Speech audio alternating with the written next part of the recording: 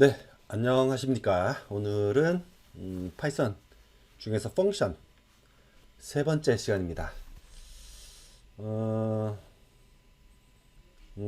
펑션 세 번째 시간이라고 제가 말씀을 드리는 이유는 제 유튜브 채널에 가시면 한 달 정도 된 영상인데요.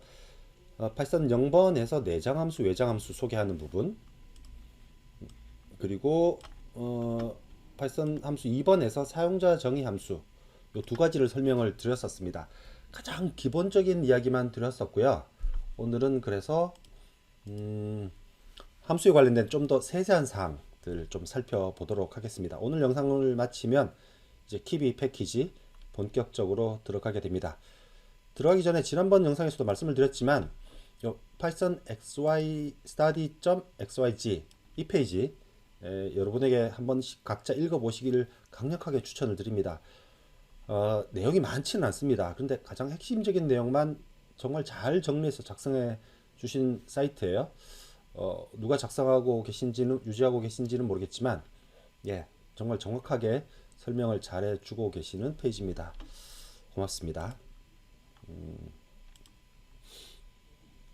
그래서 오늘은 예제 코드 두 개를 통해서 설명을 드릴 텐데 코드 길이는 길지 않습니다. 여기 두 번째 코드고요. 이게 첫 번째 코드인데 뭐 다 합쳐서 10줄 정도밖에 안 되는 코드입니다. 늘상 제가 말씀을 드리지만 문법은 간단합니다. 각 요소 문법은 간단한데 그 문법에 의미하는 바를 정확히 이해하셔야 됩니다. 영어 문법도 사실 우리나라는 한국어 문법 우리가 잘 모르죠. 그렇지만 잘 쓰죠. 그래서 문법을 아는 게 중요한 게 아니고 해당하는 문법이 의미하는 바, 왜 문법이 그렇게 정의되었을까를 이해하는 게 더 중요합니다. 물론 쉽지는 않습니다만. 그래서 아까 말씀드린 것처럼 pythonstudy.xyz 사이트를 많이 참고를 했고요. 이 문장을 먼저 읽어보셔야 됩니다. 이 문장만 여러분이 오늘 이해하실 수 있으면 제 설명이 필요 없습니다. 그래서 무슨 말이냐면 파이썬 함수에서 넘겨주는 파라미터는 pass by assignment에 의해 전달된다. 그래서 뭔가 예전에 자바나 C 등을 배우셨으면 call by value니 call by reference니 call by point니 이런 이야기 할 텐데 이제 call by assignment입니다. 그런데 함수를 호출하는 것을 호출자 콜러라고 하면 콜러가 그 파라미터에 넘겨주는 값이 뭐냐 하면 어떤 객체에 대한 레퍼런스 값을 전달하는 겁니다. 그래서 레퍼런스 값이라는 게 주소라고 보면 되죠. 정확한 컴퓨터 내부의 실제적인 주소는 아니지만 파이썬 실행 시에 구별될 수 있는 객체들 간에 구별될 수 있는 주소 값을 복사해서 전달합니다. 복사해서 전달합니다. 아마 자바를 배우셨던 분은 call by reference, C나 C++를 배우셨던 분은 call by reference 또는 call by pointer와 유사하다고 볼 수 있는데 근데 다른 점은 파이썬 객체가 뮤터블 객체 또는 이뮤터블 객체로 나뉘죠. 그래서 레퍼런스 값을 복사해서 전달하는데 전달하는 그 객체의 값이 뮤터블일 때와 이뮤터블일 때 내부에 동작하는 방식이 다릅니다. 그래서 지금 여러분들이 기억하실 일은 파라미터는 레퍼런스 값이 복사해서 전달된다. 그리고 뮤터블 객체와 이뮤터블 객체에 따라서 실제 작동 방식이 작동 기전이 다르다라는 것을 아셔야 됩니다. 그래서 지금 함수를 하나 만들었고요. 실제 이 함수는 아까 말씀드린 python study.xyz 이 페이지에 있는 함수를 조금 수정해서 만들었습니다. 지금부터 잘 들으시기 바랍니다. 지금 myfunction이라는 함수를 define 하고 있고요. 파라미터가 3개입니다. 3개인데 밑에 보시면 알겠지만 i는 immutable 객체입니다. 정수형 변수니까요. 나머지는 mutable입니다. 그래서 보시면 이 myfunction이라는 함수는 i는 1을 증가시키고 mylist1이라는 것은 append하고 mylist2는 다른 객체를 레퍼런스합니다. 그죠?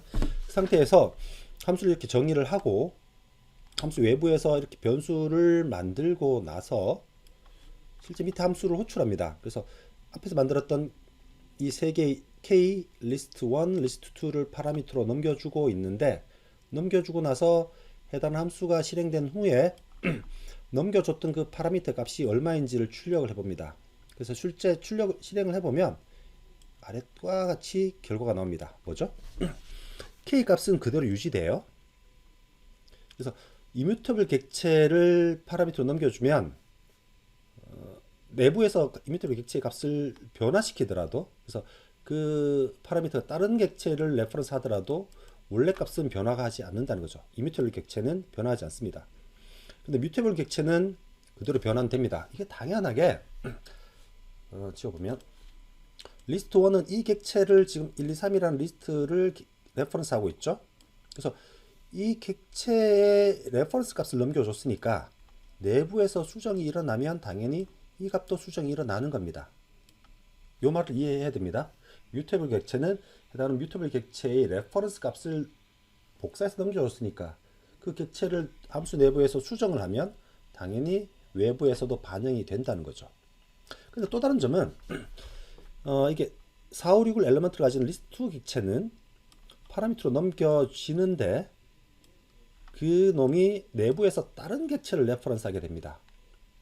다른 객체를 레퍼런스 하니까 함수 내부에서는 myList2가 10, 20, 30을 가지는 리스트를 레퍼런스 하겠지만 함수 외부에서는 그대로 4, 5, 6이 되고 있죠. 원래 값이 변하지 않는다고요. 다시 정리드리면 하여튼 앞에서 말씀드린 요 문장만 정확히 이해하시면 됩니다. 이 문장을 정확히 이해 못하시면 뒤에 구구절절 다르게 설명하는 방식을 다 보셔야 되는데 이 말만 잘 이해하시면 돼요. 콜론은 파라미터 객체에 대한 레퍼런스 값을 복사해서 전달한다. 근데 이뮤테이블 객체는 그놈의 이뮤테이블 특성이죠. 그 값을 변경시킬 수 없으니까 함수 내부에서 아무리 변경하더라도 함수 밖은 변화가 안 되는 거죠. 근데 뮤터블은 그 변화가 함수 밖에도 반영이 된다는 건데 이런 겁니다. 함수 내에서 새로운 객체 레퍼런스를 함수 내에 새로운 객체에 대한 레퍼런스를 할당해 버리면 호출자 콜러에게는 새로운 레퍼런스에 알지 못하니까 호출자에게는 아무런 변화가 없다라고요. 이 말이 아까 제가 말씀드린 두 번째 파라미터 myList2에 대한 이야기입니다. 그래서 myList2를 원래 이제 4, 5, 6이라는 객체 값을 가진 리스트 객체의 레퍼런스 값을 복사해 줬지만 그 myList2가 다른 것을 레퍼런스 한다 하더라도 이 객체에는 값이 안 변하죠. 요걸 잘 이해를 하셔야 됩니다. 혹시 아까 설명드린 것처럼 제 이 영상이 이해가 안 되시면 요 페이지 python study.xyz의 함수편을 꼭 보시기 바랍니다. 이제 두 번째 코드로 넘어가면 두 번째 코드 똑같이 파라미터에게 함수 값을 전달하는 내용입니다. 근데 이제까지는 파라미터가 3개 있으면 넘겨줄 때 그 3개의 값을 순서대로 기입을 해주죠. 그래서 이렇게 하면 i에는 k 값이 뭐 순서대로 넘어가는 거죠. 이게 가장 기본적인 파라미터 전달 방법입니다. 그런데 이와 다른 방법이 있다는 거죠. 그 첫 번째가 디폴트 파라미터입니다. 이 예제도 위에 있는 사이트를 그대로 사용을 했습니다. 그래서 calc라는 함수가 이렇게 정의되어 있는데 파라미터를 3개 받아서 3개의 곱을 리턴하는 문장입니다. 그런데 세 번째 파라미터인 팩터는 1이라는 문장이 있어요. 이 말은 이 calc라는 함수를 호출하면서 혹시나 2개의 파라미터만 넘겨주면 이와 같이 마지막에 팩터라는 파라미터는 디폴트 값으로 1로 사용하겠다라는 겁니다. 그래서 이렇게 해서 함수를 호출하면 10 곱하기 20 곱하기 1이 되겠죠. 그래서 값은 200이 나옵니다. 실제로 실행을 해보면 200 우측에 보시는 것처럼 200이라는 값이 출력이 돼요. 이런 파라미터를 디폴트 파라미터라고 합니다.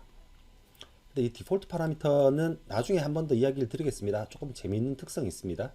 네, 오늘은 일단 디폴트 파라미터가 뭔지 어떻게 동작하는지만 설명을 드렸습니다. 그래서 디폴트 파라미터는 빼먹으면 디폴트로 해당하는 값이 할당된다라는 겁니다. 두 번째는 네임드 파라미터 또는 조금 더 파퓰러하다고 생각되는 말은 키워드 아규먼트입니다. 아규먼트나 파라미터나 다 동일한 의미를 지니는 겁니다. 그래서 파라미터를 넘겨주는데 키워드로 넘겨준다는 거죠. 예를 들면 폴트라는 함수는 3개의 파라미터를 받아서 그 값을 출력하는 함수예요. 그런데 원래는 우리가 이 함수를 호출하려면 네임이니까 아마도 뭐 이름을 뜻한다고 볼 수 있겠죠. 이렇게 호출을 하죠. 순서대로 파라미터 값을 넘겨주는 겁니다. 그런데 이렇게 하지 않고 키워드를 주면 됩니다. 파라미터 이름에다가 그 값을 할당하는. 이렇게 하면 파라미터 순서가 원래 서른된 순서하고 다르더라도 상관이 없습니다. 그래서 순서와 무관하게 본인이 원하는 값을 넘겨줄 수 있어요. 그렇지만 그 키워드, 즉 파라미터 이름은 기억하고 있어야겠죠. 이렇게 전달하는 방식을 키워드 아규먼트 또는 키워드 파라미터라고 합니다. 또는 다른 말로는 뭐 네임드 파라미터 이름을 지어준다는 거죠. 이렇게 할 수 있는데 여기서 중요한 것은 어떤 위치, 예를 들면 네임은 정이라고 파라미터를 키워드로 넘겨주면, 키워드 파라미터 넘겨주면 그 뒤에 있는 것들을 또 다 네임드 아규먼트를 해야 됩니다. 그래서 마지막에 이렇게 동작하지 않는다고요. 다시 말씀드리면 한 번 네임드 아규먼트, 키워드 아규먼트를 쓰기 시작하면 뒤에는 무조건 다 키워드 아규먼트 방식으로 전달해 줘야 됩니다. 이것도 가만히 생각해 보면 키워드 아규먼트를 쓰는 바람에 순서 관계가 섞여 버렸죠. 그러니까 뒤에는 순서에 따라서 배정하기가 곤란해진다고요. 그래서 한번 키워드 아규먼트를 써버리면 나머지 파라미터도 다 키워드 아규먼트 방식으로 써야 된다. 그래서 두 번째 예를 보시면 첫 번째 네임은 위치로 전달을 해준 거죠. 첫 번째 거는 네임으로 넘어가요. 그래서 그 뒤에는 에이지나 스코어는 에이지를 한번 키워드 아규먼트를 썼으니까 당연히 스코어도 키워드 아규먼트를 써야 된다고요.